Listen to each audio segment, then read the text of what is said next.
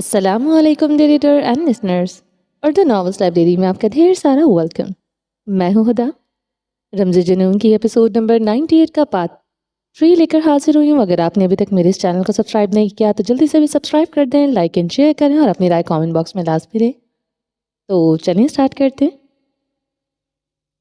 وہ اس وقت گہرے سبز رنگ کے گرم سوٹ میں ملبوس تھی، جس پر بھورے رنگ کا لال لانگ سویٹر پہنا ہوا تھا۔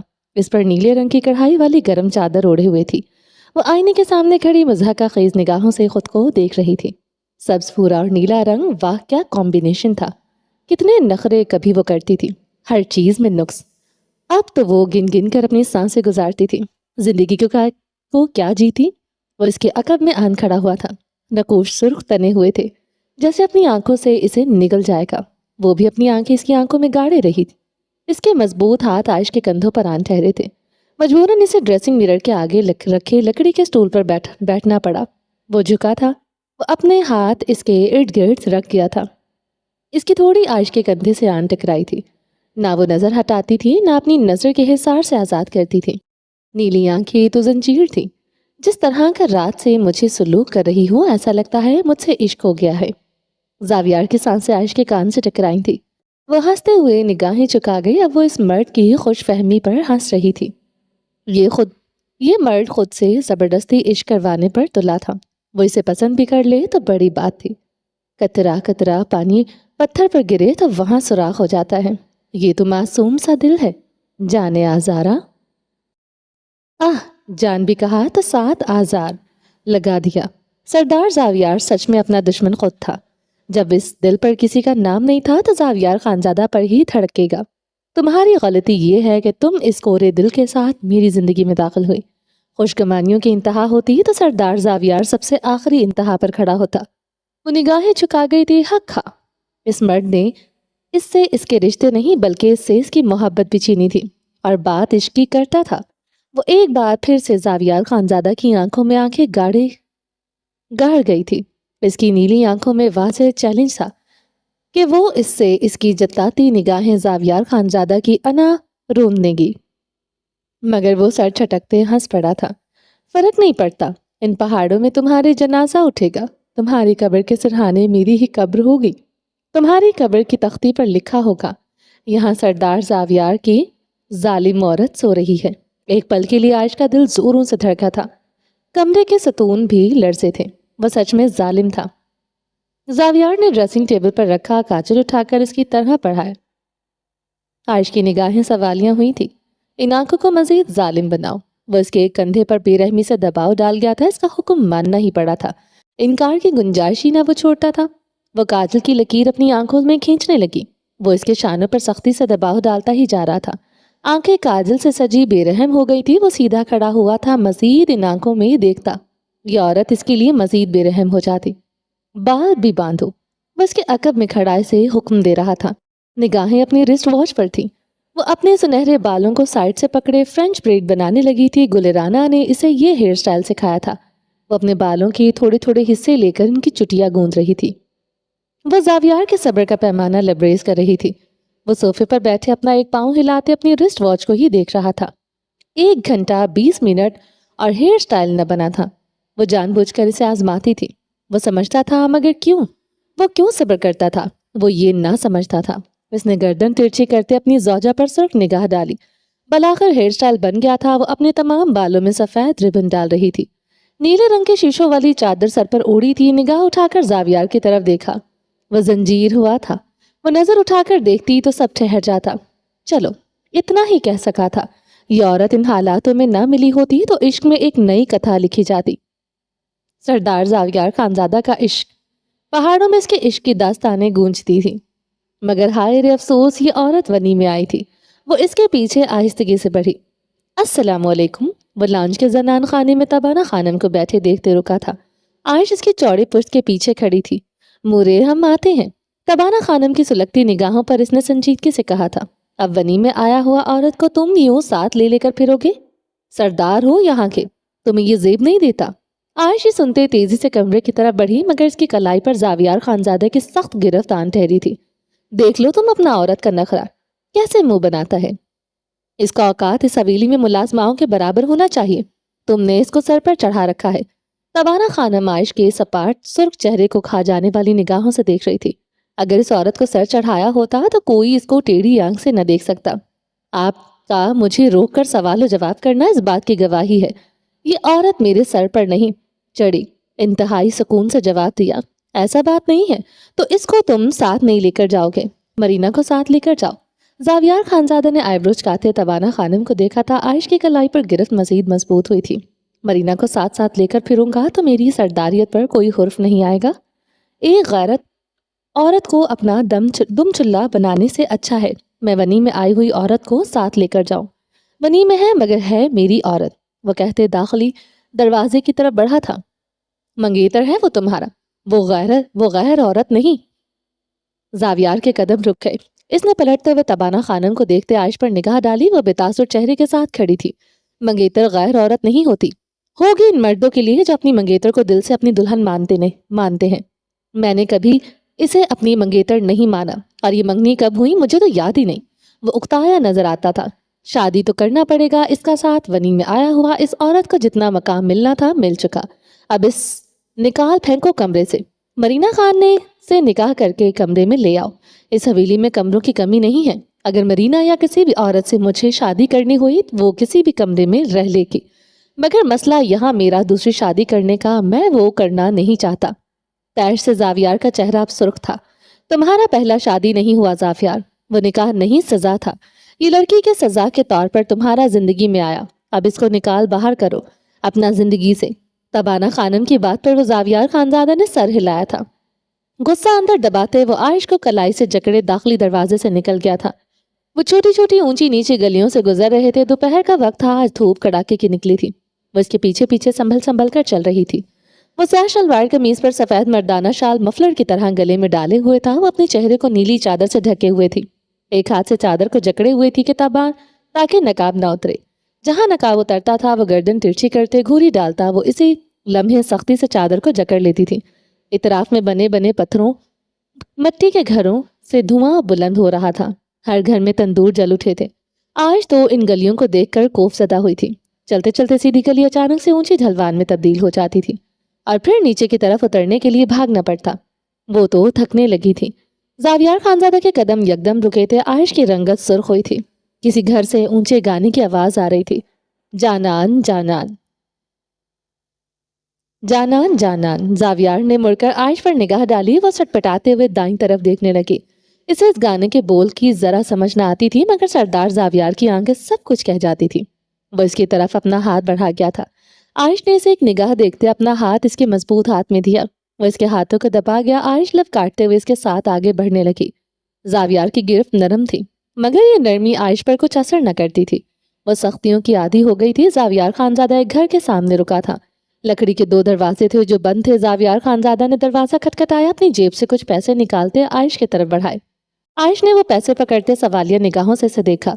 اندر کسی سمجھدار عورت کو دینا، بلکہ جس لڑکی کی شادی ہے اس کی ماں کو دینا۔ وہ اس کی طرف جھکے کہہ رہا تھا۔ عائش کو کچھ سمجھ نہ آیا تھا، وہ اس بات میں سر ہلا گئی تھی۔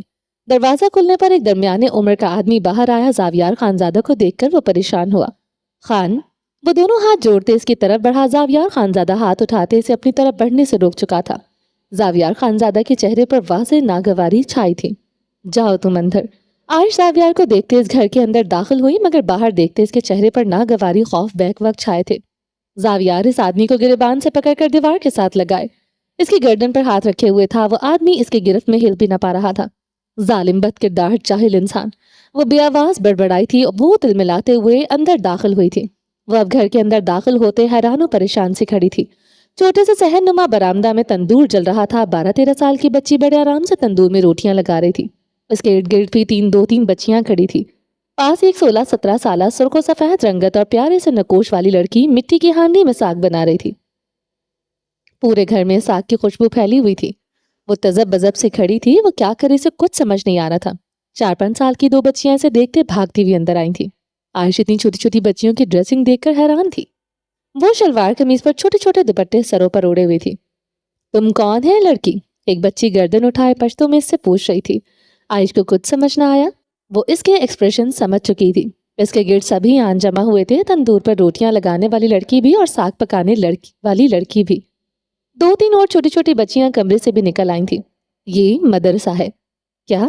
وہ ایک کمرے کے گھر میں اتنے بچوں کو دیکھ کر حیران تھی۔ تم کون ہے اور یہ کیا کہہ رہا ہے؟ 16-17 سالہ لڑکی نے پشتو میں سوال کیا۔ میں عائش نے کچھ نہ سمجھتے ہوئے اپنے سینے پر انگلی رکھی۔ میں سردار زاویار کی عورت۔ عائش نے اٹکتے ہوئے ٹوٹے پھوٹے لہجے میں پشتو میں جواب دیا۔ ونی خزاں 16 سالہ لڑکی کی آنکھیں پھیلی تھی۔ ہاں ونی۔ عائش نے دل پر پیر ڈالا۔ یہی تھی اس کی پہچان۔ ونی کے آگے زاویار خانزادہ کے نام کی بھی ضرورت نہ پڑتی تھی۔ مورے سردار زاویار کا ونی میں آیا ہوا عورت ہے یہ۔ وہ لڑکی اونچی آواز میں بولتے کمرے کی طرف بڑھ گئی تھی۔ عائش نے کی آنکھیں بھیگنے لگی۔ اب وہاں کھڑی چھوٹی چھوٹی بچیاں بھی گردن اٹھائی سے آنکھیں پھاڑے دیکھ رہی تھی۔ یہ نگاہیں تنہا آمیز تھی یا حیران کن؟ وہ نہیں جانتی تھی ان بچیوں کو ونی کے متعلق کچھ پتا تھا کہ نہیں، وہ نہیں جانتی تھی، مگر اسے یہ نظریں چبھ رہی تھی۔ کمرے سے 30-32 سال کی خوبصورت سی عورت نکلی تھی، مگر چہرہ زرد تھا، وہ بیمار لگتی تھی۔ وہ اپنے پاس کھڑی 16 سالہ بچی کو ڈپٹ رہی تھی۔ وہ نظریں جھکائے سن رہی تھی۔ وہ عورت عائش کی طرف بڑھی۔ اندر آؤ۔ وہ اردو جانتی تھی، اس کا لہجہ نرم تھا۔ عائش کو یہ لہجہ بھی چبھا تھا، ایسا لگتا تھا جیسے وہ اس پر ترس کھا رہی ہو۔ عائش پیسے مٹھی میں دبوچتے اس کے ساتھ کمرے کی طرف بڑھ گئی۔ کمرے کو دیکھ کر اسے گھٹن سی ہوئی تھی۔ ایک ہی کمرے میں سامان کی بھرمار تھی۔ پیٹی، ٹرنک اور 2-4 پائیاں پڑی تھیں جن پر سرخ رنگ کے گرم بستر بچھے تھے۔ ایک چارپائی پر بستر تہہ کر کے رکھے گئے تھے، ان کا پہاڑ بنا ہوا تھا۔ کمرے کے اندر ساگ کی خوشبو پھیلی ہوئی تھی۔ اس کے علاوہ بھی کمرے میں ٹھنڈی ٹھنڈی سی عجب مہک تھی۔ بیٹھو۔ اس عورت نے ایک موڑے کو کپڑے سے جھاڑتے ہوئے چارپائی کے پاس رکھا۔ عائش اس پر بیٹھ گئی۔ تم بہت خوبصورت ہے۔ عائش اس کی تعریف پر چھینک سی گئی۔ تم بھی پیاری ہو، عائش نے مسکراتے ہوئے کہا۔ میرا نام شہرین گل ہے۔ وہ چارپائی پر بیٹھتے اپنا نام بتا رہی تھی۔ 16 سالہ لڑکی ٹرے میں تندور کی روٹیاں، ساگ کی پلیٹ رکھے اندر داخل ہوئی۔ ایک اور بچی اسٹیل کا لسی سے بھرا جگ گلاس لے کر اندر داخل ہوئی۔ وہ عائش کے سامنے چارپائی پر وہ ٹرے رکھی گئی تھی، جگ اور گلاس نیچے زمین پر رکھتی چلی گئی تھی۔ یہ تمہارے لیے ہے، کھاؤ۔ شہرین گل نے جگ سے لسی گلاس میں انڈیل کر اس کی طرف بڑھایا۔ عائش تذب بذب سی وہ گلاس تھام گئی تھی۔ ٹھنڈی ٹھنڈی لسی کا گھون بھرتے سے سکون سا ملا تھا۔ لسی ذائقے دار تھی۔ ہم کو پتا ہوتا تم آ رہا ہے، ہم کچھ اچھا سا بنا لیتا۔ شیریں گل خفیف سی تھی۔ یہ ٹھیک ہے۔ عائش نے گلاس میں زمین پر رکھتے پیسے شیریں کی طرف بڑھائے۔ وہ حیران ہوئی تھی، پھر اس کی آنکھیں آنسوں سے چمکی تھی۔ وہ کانپتے ہاتھوں سے وہ پیسے پکڑ گئی تھی۔ خدا تم کو خوش رکھے، تم نے ہمارا کتنا بڑا پریشانی حل کر دیا۔ اس کی آواز تشکر سے نم تھی۔ کیا ہوا ہے؟ وہ نہ چاہتے ہوئے بھی پوچھ بیٹھی تھی۔ ہمارا بیٹی کا شادی ہے، اس کے لیے پیسے کی ضرورت تھا، مگر کہیں سے بات ہی نہیں بن رہا تھا۔ وہ اپنے آنسو چادر سے پونچھتے بتا رہی تھی۔ تمہاری بیٹی کی شادی؟ تم تو ابھی خود اتنی کم عمر ہو۔ وہ کہیں سے بھی جوان بیٹی کی مانی لگتی تھی۔ جو کھانا لے کر آیا تھا من لالا، وہ ہمارا بیٹی تھا۔ تم کو جتنا بھی بچیاں نظر آیا وہ سب ہمارا بیٹیاں ہیں۔ عائش کی آنکھیں تحیر سے پھیلی تھی۔ اتنی بیٹیاں؟ اس کے منہ سے بے ساختہ نکلا۔ اللہ کی دین۔ وہ شیریں گل کی بات پر شرمندہ ہو گئی تھی۔ میرا یہ مطلب نہیں تھا، عائش نے شرمندگی سے وضاحت دی۔ ہم جانتا ہے ہمارا 7 بیٹیاں ہیں۔ بیٹا کا خواہش تھا، بیٹا نہیں ہوا اور ان کا بابا نے دوسرا شادی کر لیا۔ ادھر اس کا 4 بیٹا ہے۔ اللہ کا مرضی ہے۔ وہ اپنی آنکھیں سختی سے چادر سے رگڑ رہی تھی۔ وہ عائش کو دیکھتے مسکرائی تھی۔ عائش بھی مسکرا بھی نہ سکی تھی۔ اس چھوٹے سے گھٹن زدہ کمرے میں عائش کو مزید گھٹن ہوئی تھی۔ اس عورت کے پاس مسکرانے کی وجہ ہو سکتی تھی، مگر اس کے پاس مسکرانے کی ایک وجہ نہ تھی۔ دم چھوٹے چھوٹے کمروں میں نہیں، بڑی بڑی حویلی کے کمروں میں بھی گھٹتا ہے۔ وہ بس اتنا چاہتی تھی۔ وہ عورت 5-5 ہزار کے 20 نوٹ مٹھی میں پکڑے بے حد خوش تھی۔ وہ اپنی نیلی آنکھیں کمرے پر ٹکائے ہوئی تھی۔ سردار زاویار ظالم سفاک ہی نہیں، چھوٹے دل کا مالک بھی تھا۔ مدد بھی دو، چند نوٹ۔ سردار زاویار خانزادہ کے لیے اس کے دل میں ایک نئی میخ گڑ گئی تھی۔ یہ میخیں بڑھتی ہی جا رہی تھی۔ وہ اس کے ساتھ واپس حویلی جا رہی تھی۔ وہ اس کا ہاتھ پکڑے ان گلیوں سے نکلتے سڑک پر آیا تو زاویار کا آدمی گاڑی لے کر کھڑا تھا۔ دھوپ پہاڑوں کے جیسے چھن چھن کر آ رہی تھی، گہری چمکیلی۔ وہ اپنے آدمی سے گاڑی کی چابی لیتے ڈرائیونگ سیٹ پر آن بیٹھا۔ عائش بھی اس کے پہلو میں آن بیٹھی تھی۔ گاڑی اب اونچی نیچی سڑکوں پر دوڑ رہی تھی۔ راستہ کافی خطرناک تھا۔ بری طرح ہچکولے لے رہے تھے۔ ڈر لگ رہا ہے تو سیٹ بیلٹ باندھ لو۔ اس نے ایک نگاہ عائش کو دیکھتے کہا، کیا فائدہ، اگر گاڑی کسی کھائی میں گر گئی تو سیٹ بیلٹ کھولنے میں خواہ ٹائم لگ جائے گا۔ عائش کی بات پر زاویار کا کہکا کافی بلند تھا۔ تمہیں لگتا ہے میں گاڑی کسی کھائی سے گرا دوں گا اور تم اس گاڑی سے نکل جاؤ گی؟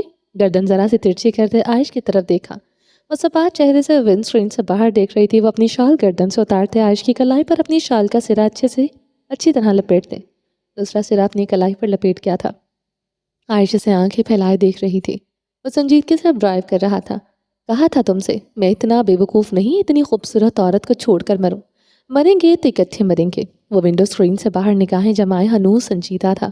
عائش اپنی طرف کے شیشے سے باہر دیکھنے لگی تھی۔ اب ہر جھٹکے پر وہ اسے اس کے شانے سے آن ٹکراتی تھی۔ اس پہاڑ انسان کو تو فرق ہی نہ پڑتا تھا۔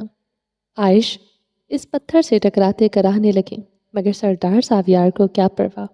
وہ انجان بنا ڈرائیو کر رہا تھا۔ کہاں جا رہے ہیں؟ وہ خطرناک راستوں کو دیکھتے سوال کر بیٹھی۔ جنت۔ وہ گاڑی کی سپیڈ بڑھا گیا تھا۔ جنت؟ عائش معتجب ہوئی۔ مجھے تو وہ جگہ جنت لگتی ہے، مگر مجھے یقین ہے تمہاری باتوں سے وہ جگہ دوزخ بن جائے گی۔ عائش اس کی بات پر لب بھینچتے گاڑی سے باہر دیکھنے لگی تھی۔ وہ اسے ایک نگاہ دیکھتے دل سے مسکرایا تھا۔ گاڑی جھٹکا کھا کر رکی تھی۔ دونوں نے ایک دوسرے کو دیکھتے اپنی کلائیاں دیکھی تھی۔ زاویار خانزادہ نے اس کی کلائی کو آزاد کیا اور وہ گہرا سانس لیتے گاڑی سے اتر آئی۔ وہ بھی گاڑی سے اترتے ہوئے باہر نکلا۔ تھوڑا سا آگے چلتے نیچے دیکھو تو دریا دکھائی دیتا تھا، نیلا گہرا شفاف پانی۔ عائش اتنی خوبصورت جگہ دیکھ کر محوت سی ہوئی تھی، مگر کچھ ہی لمحے لگے تھے، ہر رنگ پھیکا پڑ گیا تھا۔ اس کے سامنے کھڑا اس کی کلائی جکڑے اپنی شال کا سرا پھر سے اس کی کلائی پر لپیٹ رہا تھا۔ کیا پتا تم یہیں کہیں گر کر چوٹ لگوا دو؟ مجھے تمہارے جسم پر زخم بھی اپنے دیے گوارا ہے۔ وہ جھکتے ہوئے سرگوشی کر رہا تھا۔ اس سے آنکھیں چمک ہی رہی تھی۔ عائش اسے خالی خالی نگاہوں سے دیکھتی رہی۔ قید؟ ہاں، اس مرد کا ساتھ صرف قید ہی تو تھا۔ وہ آگے بڑھنے لگا۔ وہ اس کے ساتھ چلتے چلنے لگی تھی۔ پتھروں پر قدم لڑکھڑائے مگر اس مرد کو نہیں تھاما تھا۔ وہ بے نیاز بنا چلتا رہا۔ وہ لڑکھڑاتی، وہ شال کو کھینچ لیتا، اسے مجبوراً اس کی قمیض کو پشت سے مٹھیوں میں دبوچنا ہی پڑا۔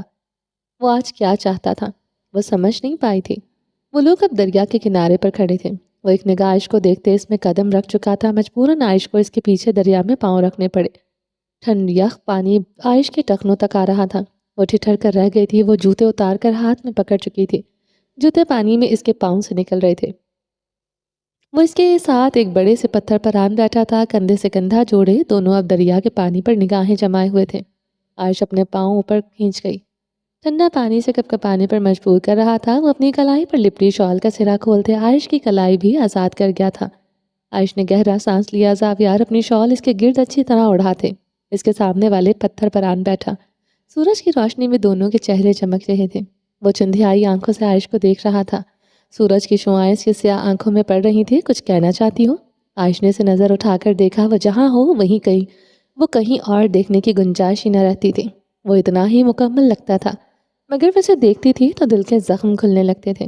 مدد کرنی تھی تو تھوڑی زیادہ کر لیتے۔ سردار ساویار کے پاس پیسوں کی کمی نہیں تھی۔ اس نے زہرخند لہجے میں طنز کیا۔ 1,00,000 اور اس عورت کے آنسو اسے بھول ہی نہ پا رہے تھے۔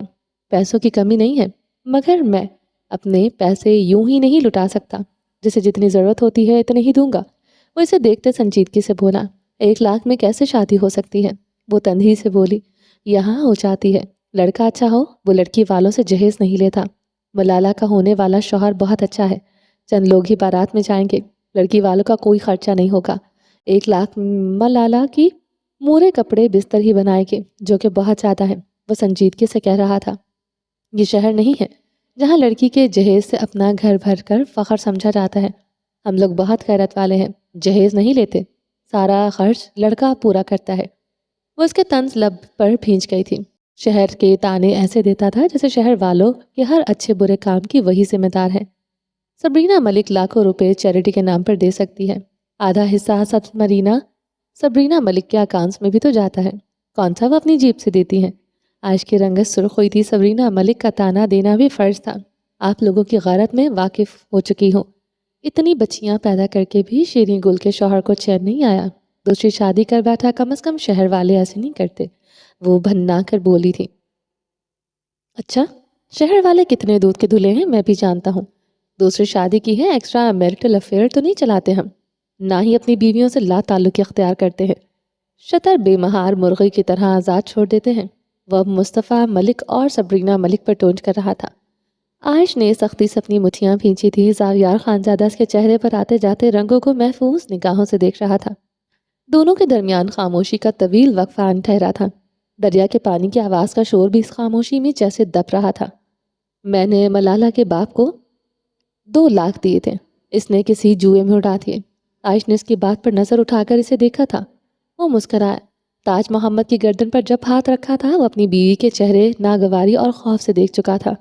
عائش اس کی مسکراتی نگاہوں پر دوسری طرف دیکھنے لگی۔ اس لیے آج تمہیں لے کر گیا تاکہ تم اپنے ہاتھوں سے دے سکو۔ وہ جانے کیوں اتنی وضاحت دے رہا تھا، وہ خاموش رہی تھی۔ اب ایسی بھی بات نہیں ہے کہ یہاں ہر کوئی دوسری شادی کرتا ہے۔ بہت سے مرد ایک بیوی پر خوش ہیں، بیٹیاں بھی خوشی سے قبول کرتے ہیں، بلکہ بیٹوں سے بڑھ کر پیار کرتے ہیں۔ میرے ساتھ بیٹیاں بھی ہوئیں، مجھے قبول ہے، جان سے پیاری ہوں گی وہ مجھے، اسے گہری نگاہوں سے دیکھتے کہہ رہا تھا۔ عائش کی رنگت مزید سرخ ہوئی۔ وہ لبنان تو تلے دبائے پانی کو دیکھ رہی تھی۔ زاویار تھوڑا آگے کو ہوا، کس بات کا غصہ ہے؟ بتاؤ مجھے، شیرین گل کے شوہر کی دوسری شادی کا ذمہ دار میں نہیں ہوں، میں دوسری شادی کبھی نہیں کروں گا۔ وہ اس کی نیلی آنکھوں میں دیکھتے مسکرانے لگا۔ مجھے پرواہ نہیں۔ اس کی بات پر زاویار کی مسکراہٹ سمٹی تھی۔ کیا چاہتی ہو؟ سیدھی طرح بتاؤ۔ وہ غررایا۔ میری اوقات کیا ہے؟ بتائیں مجھے، میری حیثیت کیا ہے؟ ونی میں آئی ہوئی عورت، آپ کا نام لگنے سے پہلے میرے ساتھ ونی لگتا ہے۔ وہ اسے زخمی نگاہوں سے دیکھتے کہہ رہی تھی، اس سب میں میرا قصور ہے کیا؟ میں نے چاہا ایسا ہو؟ تم خود اپنی مرضی سے میرے نکاح میں آئی تھی۔ ونی کا ٹیگ میں نے نہیں، تم نے خود لگایا تھا۔ میرا بھائی جسے تمہارے بھائی نے قتل کر دیا تھا، پھر بھی میں نے تمہیں اپنی بیوی کا مقام دیا۔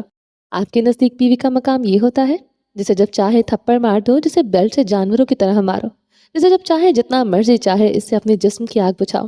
بتائیں مجھے نہ کرنے کی اجازت ہے؟ مجھے اجازت ہے میں بتا سکوں میری طبیعت ٹھیک نہیں، میں بتا سکوں مجھے سب میں سکون نہیں ملتا؟ زاویار کا چہرہ برہمی سے سرخ ہو رہا تھا۔ وہ مزید آگے کو ہوتے سے سرخ آنکھوں سے گھورنے لگا۔ تمہارا سکون یہاں ہے، یہاں۔ وہ اپنی کنپٹی سے اس کی کنپٹی کو بے دردی سے ٹھوک رہا تھا۔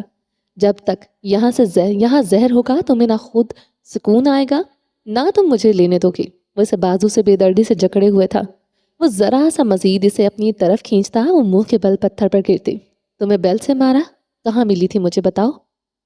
رات کو مجھے مرینا کے ساتھ دیکھ کر کیا کر رہی تھی؟ ایسے ہی میں نے تمہیں کسی مرد کے ساتھ دیکھا تھا۔ زاویار کی آنکھوں میں خون اترا ہوا تھا۔ مجھے درد ہوا تھا، مجھے اس بے درد مار نے ایسے ٹراما میں دھکیلا، میں کبھی نہیں نکل سکتی۔ عائش ملک جسے کوئی انگلی نہیں لگا سکتا، اسے بے دردی سے تھپڑ مارے، اسے نوچا کھسوٹا، صرف ونی کے نام پر۔ یہاں ہمیشہ زہر رہے گا۔ وہ اپنی کنپٹی پر انگلی رکھے ہوئے تھی۔ اس کی آنکھوں میں بھی سرخی تھی۔ زاویار پیچھے کو ہوتے سے دیکھنے لگا۔ میں زندہ نہیں ہوں، میری صرف سانسیں چل رہی ہیں۔ میں مان لیتی ہوں میں خود آئی، ونی میں سارا قصور میرا ہے، اور سردار زاویار برحق ہے۔ اسے حق تھا میرے ساتھ یہ سب کرنے کو، مگر میرے جسم کو درد ہوتا ہے، مجھے قید لگتی ہے، قید۔ میرے خواب، میرے رشتے، سب کچھ چھن گیا مجھ سے۔ میں عائش ملک جو آزاد تھی، خود مختار تھی، آج سانس لینے کے لیے مجھے اجازت لینی پڑتی ہے۔ یہاں کیسے زہر نہ ہو؟ وہ اپنی کنپٹی کو بے دردی سے ٹھوک رہی تھی۔ میں CSS کے ایگزامز دینا چاہتی تھی۔ آج ہر رات بستر پر میرا امتحان ہوتا ہے۔ کتنی سسکیاں، کتنا درد، کتنا سہن، پھر آنسو بہانے کی اجازت بھی نہیں ہوتی، کیونکہ سردار زاویار کو اپنی عورت اپنی باہوں میں مسکراتی چاہیے۔ زاویار خانزادہ سے ہرٹ ہوتی نگاہوں سے دیکھ رہا تھا۔ یہ لفظ وہ برداشت نہیں کر پا رہا تھا۔ وہ بولتی تو دل کے جنازے نکال دیتی تھی۔ نیلی آنکھوں کی بے تنائی زخمی پن نفرت کے کاٹ زاویار کو اندر سے کاٹ رہی تھی۔ وہ آج بھی اس کی باہوں میں رونا چاہتی تھی۔ کیوں؟ وہ اسے دل گرفتگی سے دیکھ رہا تھا۔ یہاں تو اسے لگا تھا سب بدل کیا ہے۔ ظلم تو اس پر بھی ہوا تھا، اس کا بھائی قتل ہوا تھا۔ قتل کرنے والوں نے کہا اگر ہم سے حساب لو۔ اس کے سیاہ دل میں کب کسی کے لیے رحم تھا؟ وہ جو اپنے بھائی کے قاتلوں کے ساتھ رحم کرتا تھا، وہ تو تھا ہی سدا کا بے رحم ظالم۔ وہ کب تھا اچھا انسان؟ وہ کب کہتا تھا وہ نیک ہے؟ وہ جانتا تھا، شروع سے جانتا تھا وہ بدبخت ہے، مگر اتنا بھی نہیں کہ ان نیلی آنکھوں کو اس سے محبت نہ ہو سکے۔ اپنی کہانی میں سردار زاویار خود کو مظلوم کہتا تھا، مگر دنیا اور نیلی آنکھوں کی نظروں میں ظالم ترین تھا۔ کیا چاہتی ہو تم؟ وہ چیخ اٹھا تھا۔ میں کبھی آپ سے محبت نہیں کروں گی۔ انگلی اٹھائے سے آنکھوں والے مرد کے بڑھنا ہوتے دل پر جوتا دے مارا تھا۔ محبت کا جذبہ اس مرد کے لیے بھی تو کبھی نہیں ہو سکتا تھا۔ ونی میں آئی ہوں اور تمہاری اوقات یہی رہے گی، یہی یہی جو اوقات ہے، تھپڑ کھاؤ گی مجھ سے، یہ امتحان تو ساری عمر دینا پڑے گا۔ سامنے بیٹھی عورت اور انا میں سے انا چن لی گئی تھی۔ سردار زاویار اگر ظالم تھا تو صرف خود کے لیے تھا۔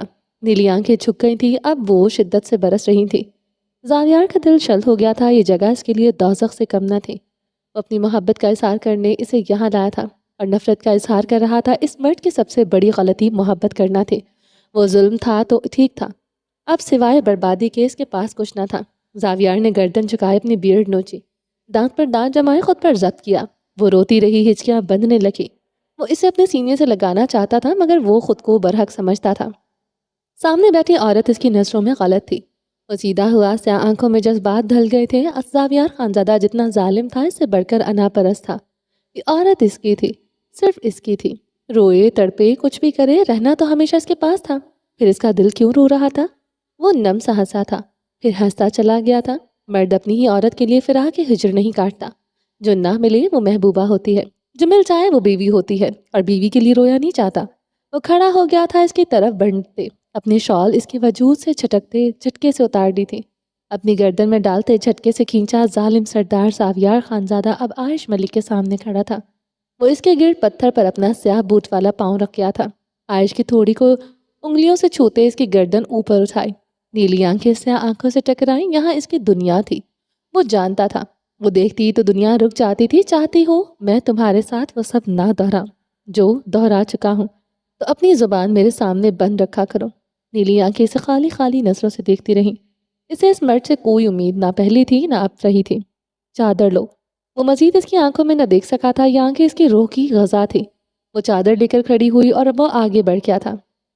وہ اس کے پیچھے پیچھے بڑھنے لگی۔ وہ اوپر نیچے راستوں پر گرتے پڑتے چل رہی تھی مگر اپنے سے آگے مرد کو دیکھ ایک بار بھی تھامنے کی کوشش نہ کی تھی۔ اس کے لبوں سے بے اختیار سسکاری نکلی تھی، درد سے آنکھیں مچ گئیں۔ اس کے آگے چلنے والا مرد بھی رک گیا تھا۔ درد اسے بھی محسوس ہوا تھا مگر وہ پلٹا نہ تھا۔ وہ پتھریلی زمین پر بیٹھتی چلی گئی تھی۔ انگوٹھا زخمی ہو گیا تھا، خون سے جوتا بھر رہا تھا۔ وہ یوں ہی بے حصہ کھڑا رہا۔ اٹھو، وہ رکھائی سے کہتا آگے بڑھ گیا تھا۔ وہ دانت پر دانت جمائے اٹھی تھی۔ درد نہ رہا تھا۔ وہ خود کو انسانوں کی کیٹیگری سے کب سے نکال چکی تھی۔ وہ بے نیاز سی بنی اس مرد کے پیچھے پیچھے چل رہی تھی۔ وہ سیاہ گاڑی کے فرنٹ سیٹ پر بیٹھا تھا، وہ اس کے پہلو میں آن بیٹھی تھی۔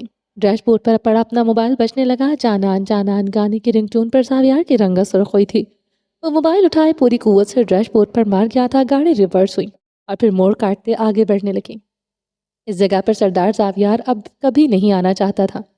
یہ جگہ جنت نہیں دوزخ تھی۔ اسے افسوس ہو رہا تھا، اسے پہلے یہ الفاظ منہ سے نہیں نکالنے چاہیے تھے۔ اس کے ہی بولے گئے لفظوں سے اس کے بخت سیاہ ہو جاتے تھے مگر قدرت اس کی خام خیالی پر مسکرائی تھی۔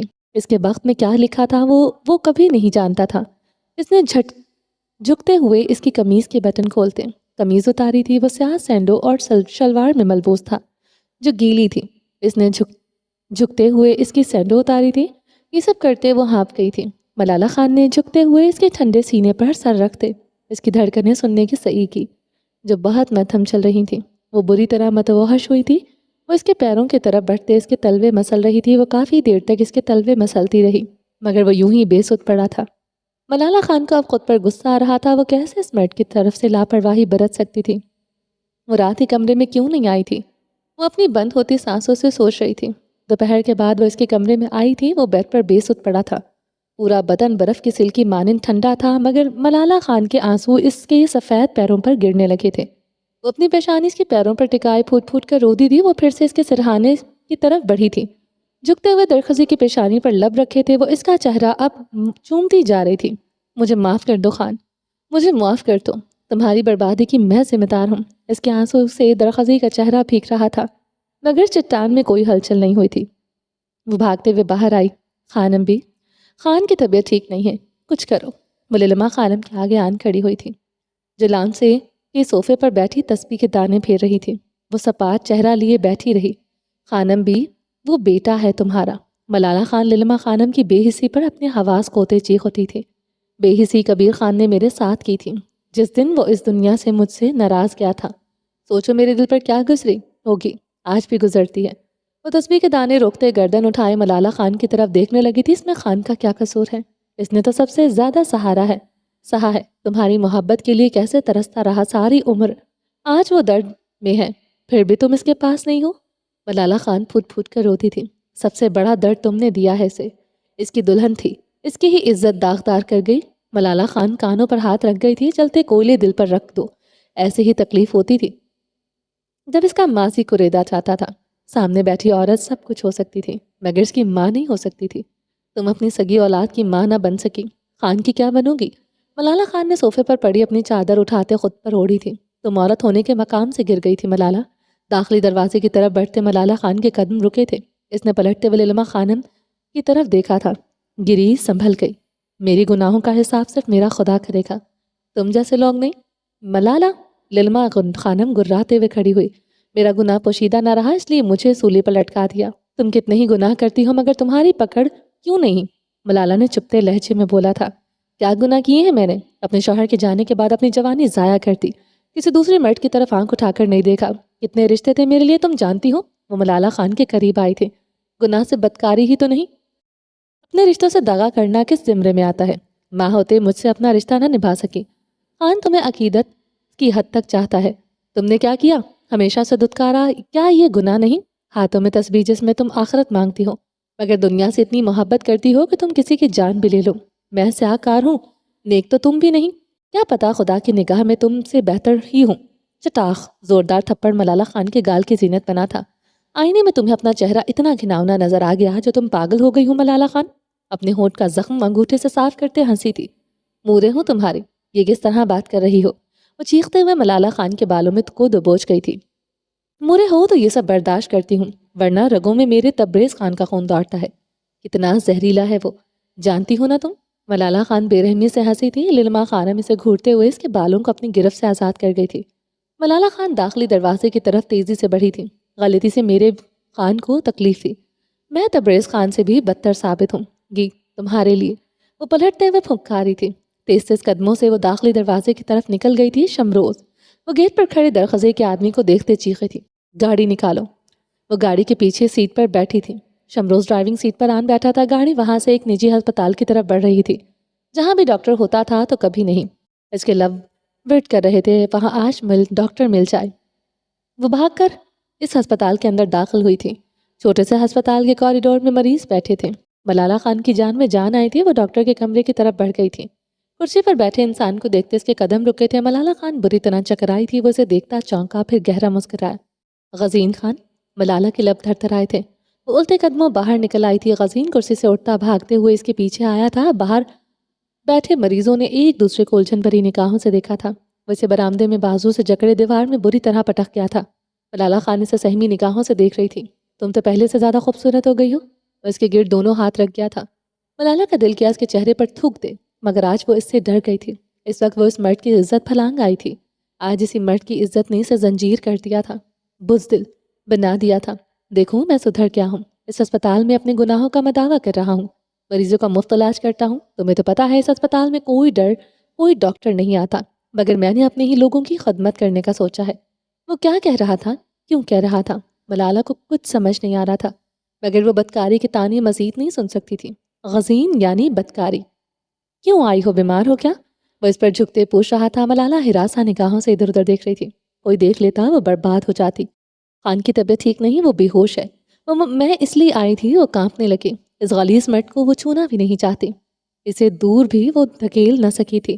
چلو میں تمہارے ساتھ چلتا ہوں۔ وہ مسکراتے پیچھے ہوا۔ نہیں، تمہاری مدد نہیں چاہیے۔ وہ پھولتی سانسوں سے بولتی اس کے عقب سے بھاگتی ہوئی باہر آئی تھی۔ گاڑی میں بیٹھی تو شمروز نے گاڑی چلائی۔ غزین اپنی گاڑی میں بیٹھتا اس کے پیچھے روانہ ہوا تھا۔ ان دونوں کی گاڑی ساتھ ساتھ حویلی کے اندر داخل ہوئی تھی۔ ملالہ خان کچھ نہ کر سکی تھی، کچھ کہتی تو کوئی اس پر اعتبار نہ کرتا۔ ڈاکٹر ہے یہ، شمروز کو دیکھتے کہا۔ غزین اس کے ساتھ حویلی کے اندر داخل ہو گیا تھا۔ وہ کانپتے ہوئے درخزے کے کمرے کی طرف بڑھ گئی تھی۔ غزین مسکراتے ہوئے کمرے میں داخل ہوا۔ درخزے کی طرف بڑھتے ہوئے اسے چیک کرنے لگا۔ ملالہ خان پسینے سے تھر تھر کانپ رہی تھی۔ درخزے کو غزین کے یہاں آنے کی خبر ہو گئی تو وہ کیا ہوگا، اس سے آگے کا سوچتے اس کی روح فنا ہو رہی تھی۔ غزین نے ایک پرچی پر دوائی لکھتے ملالہ خان کی طرف بڑھایا۔ ملالہ کو کانپتے دیکھ کر غزین کی مسکراہٹ گہری ہوتی جا رہی تھی۔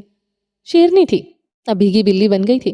غزین اپنے بیگ سے سرنج نکالتے درخزی خانزادہ کے بازو میں پیوست کرنے لگا۔ رہنے دو، وہ گھبرائی تھی۔ اس میں زہر نہیں، بے فکر رہو۔ وہ مسکراتے ہوئے درخزی کو انجیکشن لگا کیا تھا۔ ملالہ خان اس بات پر دیوار سے چپکتے آنکھیں میچ گئی تھی، غزین سے گہری نگاہوں سے دیکھتے کمرے سے نکل گیا تھا۔ وہ پتھرائی آنکھوں سے درخزی کو دیکھ رہی تھی۔ جب تک اس مرد کو ہوش نہ آ جاتا وہ ادھر سے ہل نہیں سکتی تھی۔ زہر نہیں ہے اس میں، فکر مت کرو۔ سماعتوں میں یہ لفظ ٹپکتے اسے پاگل کر رہے تھے۔ وہ درخزی خانزادہ کی طرف بڑھتے اس کے سینے سے لپٹ کر پھوٹ پھوٹ کر روتی تھی۔ چلیں جی، باقی کا نیکسٹ ایپیسوڈ میں کنٹینیو کریں گے۔ امید ہے آپ کو یہ ایپیسوڈ پسند آئی ہوگی۔ اگر آپ نے ابھی تک میرے چینل کو سبسکرائب نہیں کیا تو جلدی سے بھی سبسکرائب کر دیں، لائک اینڈ شیئر کریں اور اپنی رائے کامنٹ باکس میں لازمی دیں۔ اپنا ڈھیر سارا خیال رکھیے گا، تو ہم یاد رکھیے گا۔ ملتے ہیں نیکسٹ ایپیسوڈ کے ساتھ، تب تک کے لیے اللہ حافظ۔